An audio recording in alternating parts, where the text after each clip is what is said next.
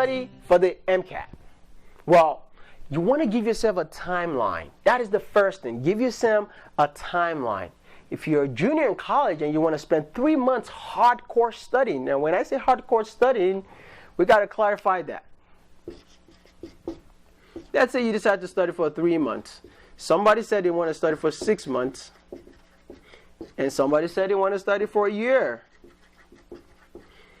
You are the captain of your ship.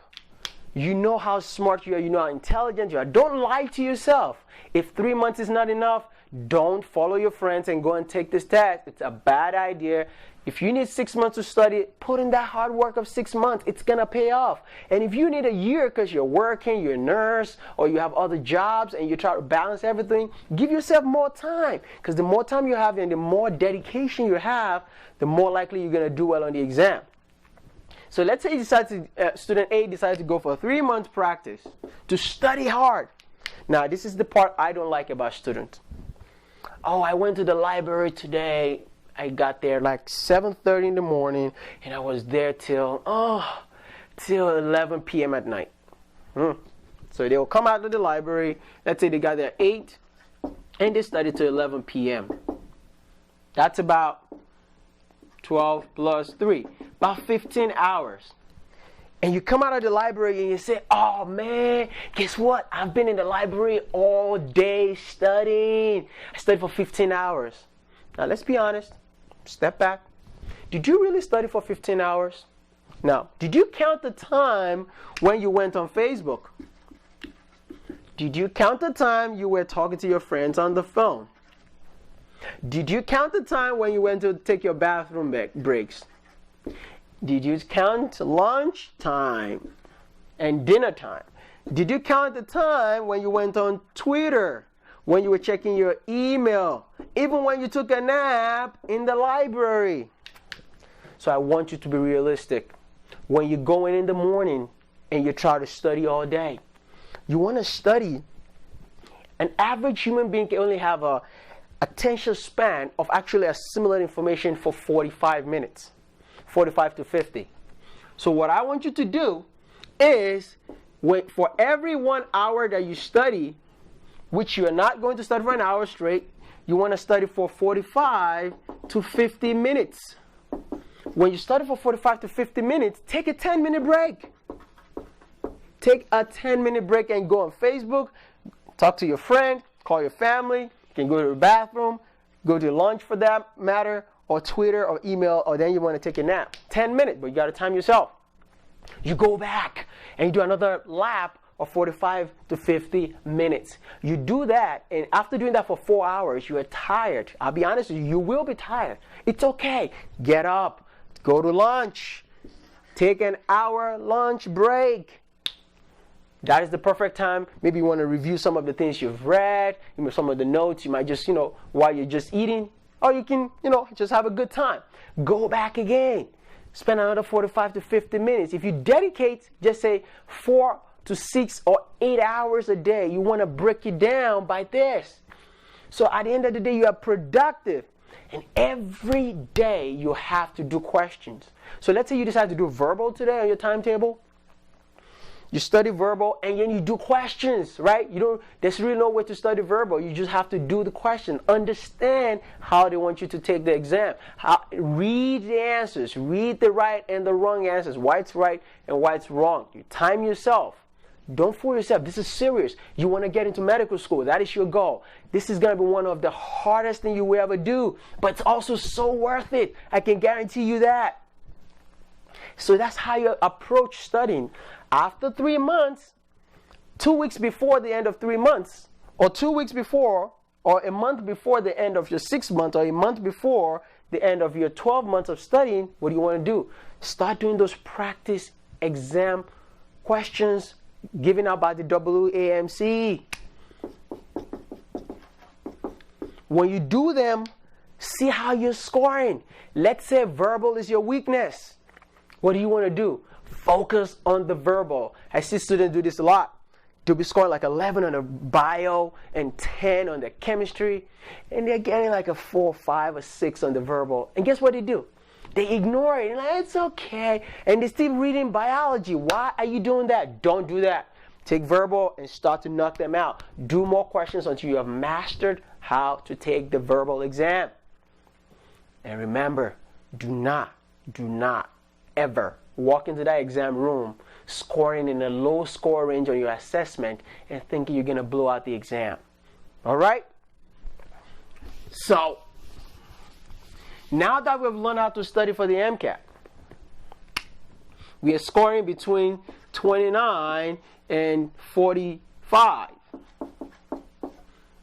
And let's say when you take your assessment, you finally got your dream score of 40. Wouldn't that be great? Yeah, people do get 40. Now it's time to reevaluate yourself. You've put in the hard work. Now it's paid off. Now you have to apply to medical schools. And now I'm going to share with you that people have choices. Now you can apply to an MD school or a DO school, or you can apply to both. But before I move on, what happens to the student? Because not everybody is the same that takes the exam and ends up getting a 23 or 25 on the Mcat. They're scared. They're worried. Usually, I can guarantee you, there are the students I've just warned you that don't take the exam, and nobody took the time out to tell them not to take it until you are ready. It's okay if you score between 23, 25, 26. However, you just know that you're not putting yourself in a good position to be as competitive as other applicants. So we said, what do we do? Well, it's okay. You have to retake the exam. And what do? You follow all the steps and guidelines I just told you at the beginning of this video. And until you break those 30 on the Mcat, please do not take the exam. Until you're breaking a 30, don't even think of retaking it the second time.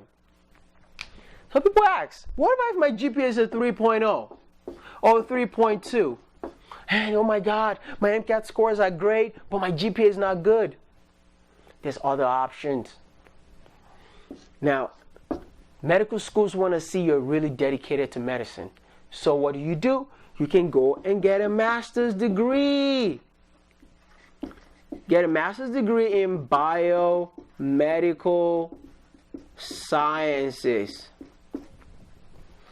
And when you go get a master's degree, the idea is to boost up your GPA. You want to show them, listen, I went to master's degree and I graduated with a 3.7 because the classes you're going to be taking in your biomedical science master's class are similar to the classes they teach in medical school. Medical biochemistry, medical physiology, medical anatomy and physiology. So you want to do really well to prove your point, and it just takes a little bit longer, but eventually now with that great master's degree GPA and a solid Mcat score equals medical school. All right? So, why am I hammering GPA and Mcat? It's because of that 2%.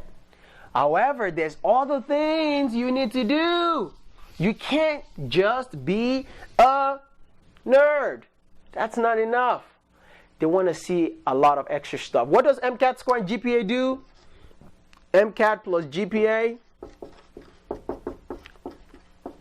it gets you into the door. That's what it does. That's how we're hammering. It gets you into the door. It gets the people that look at your application and say, oh wow, good Mcat score, good GPA. Let's talk to this guy. That's called, it gets you an interview. Now, in the interview, that's going to be a whole different story. But you want to maximize your chances so that every medical school you apply to, you got a shot again in being talked to, and actually let's see what you're made out of. Tell me exactly why you want to become a doctor. Why do you want to come to medical school? Well, if you don't get a chance to be interviewed, remember, you're not going to be able to get a chance to prove yourself. So what other things do you need on your application to make it even stronger? I call this extracurricular activities. Research. Do research, because that is the cutting edge of medicine. That's how we develop. That's how we advance. And if you show interest in research, it boosts your application. Community service. What kind of community service? Serving your church, serving the neighborhood, homeless people, give back. Because that's what doctors do. We give back to the community. We serve the community. And if you don't get involved in community service, you're not showing empathy. You're not showing compassion. You're not showing that you're dedicated to serving people, because that's what we do in medicine. All right? So you want to do community service, research. You can do other programs to boost your application. There's summer programs. There's summer programs that can help you do really, really well and even increase your interest in medicine. One of them is called the Med Prep. It's called NERA Med Prep. If you go online, type NERA Med Prep at New Jersey Medical School, they offer this. You can do Summer Medical and Dental Program, SMDEP, so that you can get a chance to see other people interested in medicine. And they pay you money while you're still taking classes and seeing how, getting experience in the medical field, see how we actually do things. All right? So, also you want to shadow doctors, right? If you want to be somebody, you want to see what they do. If you're really interested, you want to go to the hospital, you can be an ENT, anything to show your interest in the medical field. But I got to tell you something. Every applicant already knows the secret. This is nothing new. So they all have this on their application. So if I have student A and student B, and one, both of them has research, community service, summer programs, shadowing, got letters from God knows, 5, 6 doctors wrote them a letter, and one has an Mcat score of 35, a GPA of 3.4 or 3.5. And these other applicants get a Mcat score of 26, and he's got a GPA of 3.8 or 3.5. Unfortunately, that's where the decision making is. Just because your Mcat score is not strong enough, you've disqualified yourself. And then here goes the 35, or the person that got a 30 with an Mcat score that gets into school. Remember, the Mcat is the leveling ground. Whether you're from Harvard, Stanford, NYU, all the way to what? Essex County College, or going to the community colleges, eventually going to 4-year colleges. We all come together on the level playing field to take the same exam. That's why they call it standardized. We want to standardize everybody. Now, here's my word of encouragement. You can do this. You are going to become a doctor. I can guarantee, if I can do it, yes, you can. I got into the University of Medicine and Dentistry School of Osteopathic Medicine, one of the best schools in the country. And I want to tell you that you can do it too. Although the applicant pool is increasing, do not let anybody tell you you can't do this. I'm telling you right now, you're watching me, you can do it. All you have to do is say to yourself, I am going to be a doctor, and I am willing to do anything, whatever it takes to make me a better applicant, to get me into medical school. And you're going to say to yourself, I'm not going to rush this.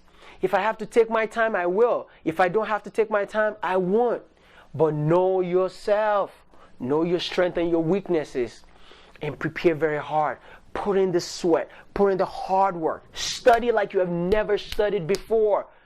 Do this. And with the goal in mind that I am going to get that dream score.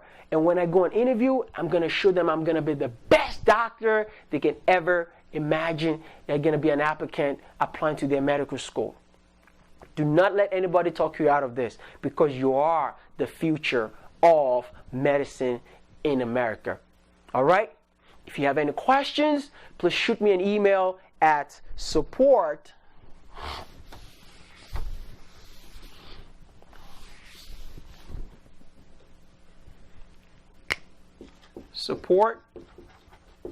at ftplectures.com. And I'm also the founder of Future Teaching Physicians Lectures. This is an online program where I teach internal medicine for nursing and medical students and other healthcare professionals. But remember, you are the captain of your own ship.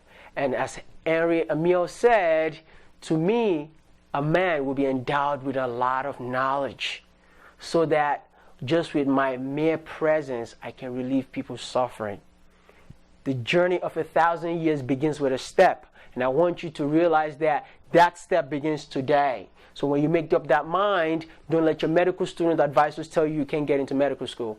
You say it into your mind, I will get into medical school, and I will be part of that 2% that always gets in every year. And no matter what it takes, I'm going to be the most competitive applicant, do my best, and I'll leave the rest to God. All right? Thank you very much for watching my videos. Till I see you again, it's Adeleke Adeshina from Future Teaching Physicians Lectures. Have a great day. Bye-bye.